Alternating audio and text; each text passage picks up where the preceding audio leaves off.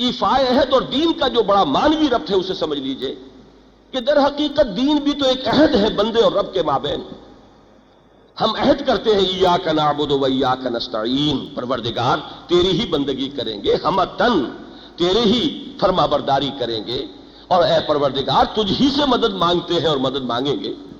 یہ ایک بہت بڑا عہد ہے. جو شخص چھوٹے چھوٹے وعدے پورے نہ کرتا ہو وہ اتنا بڑا عہد پوری زندگی کا معاہدہ کیسے نبھائے گا؟ تو لا ایمان لمن لا امانت لہ ولا دین لمن لا عہد لہ. جس شخص میں امانت کا وصف نہیں اس کا کوئی ایمان نہیں، جس میں پاس عہد نہیں ہے اس کا کوئی دین نہیں. بہرحال اسی طرح خدمت خلق، حضور کا وہ قول یاد کیجئے کہ خیر الناس من ينفع الناس، لوگوں میں بہترین وہی ہے کہ جو لوگوں کو فائدہ پہنچائے. اور قرآن حکیم میں فرمایا گیا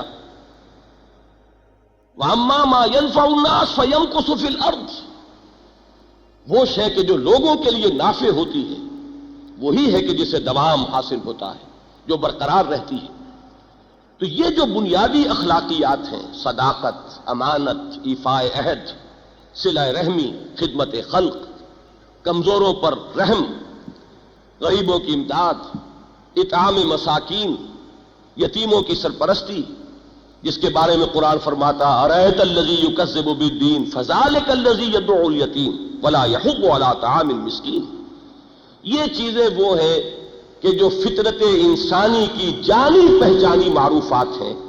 ہر انسان جانتا ہے کہ یہ خیر ہے، یہ نیکی ہے، یہ بدی ہے، اور اس کی ضد شر ہے. یہ خیر ہے، یہ نیکی ہے، یہ بھلائی ہے، اور اس کی ضد جو ہے وہ شر ہے اور بدی. اصل مسئلہ کیا ہے؟ یہ تیسری بات ہے جو اس ضمن میں عرض کرنا چاہتا ہوں. اصل مسئلہ یہ ہے کہ یہ تو معلوم ہے کہ یہ خیر ہے اور یہ شر ہے، یہ معلوم ہے کہ یہ نیکی ہے اور یہ بدی ہے، لیکن وہ جو غالب نے کہا کہ جانتا ہوں ثواب طاعت و زہد، پر طبیعت ادھر نہیں آتی.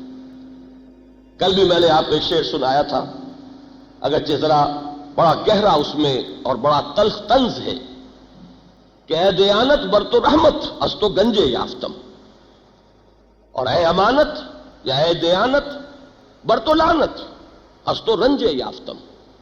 سچ بول کر تو میں نے لوگوں کو ناراض کر لیا اور خیانت کے ذریعے میں نے خزانہ حاصل کر لیا. تو یہ تو معاملہ ہے اس دنیا کا. سوال یہ پیدا ہوتا ہے کہ ایک شخص کو معلوم ہے کہ یہ خیر ہے، لیکن اسے فوری کوئی نقصان پہنچ رہا ہے اس خیر کی وجہ سے. وہ جانتا ہے سچ بولنا جو ہے خیر ہے، لیکن سچ بولنے سے نقصان ہو رہا ہے. وہ جانتا ہے کہ جھوٹ بولنا شر ہے، لیکن جھوٹ بول کر اسے لاکھوں کا نفع ہو رہا ہے. اب وہ طاقت کون سی ہوگی، وہ موٹیویٹنگ فورس کون سی ہے، وہ جذبہ محرکہ کون سا ہے کہ جو اسے آمادہ کرے گا کہ سچ بولے چاہے جان بھی جانے کا اندیشہ ہو رہا ہو، جھوٹ نہ بولے چاہے اس کی وجہ سے بڑے سے بڑا نقصان ہو جائے. یہ ہے اصل مسئلہ علم الاخلاق کا.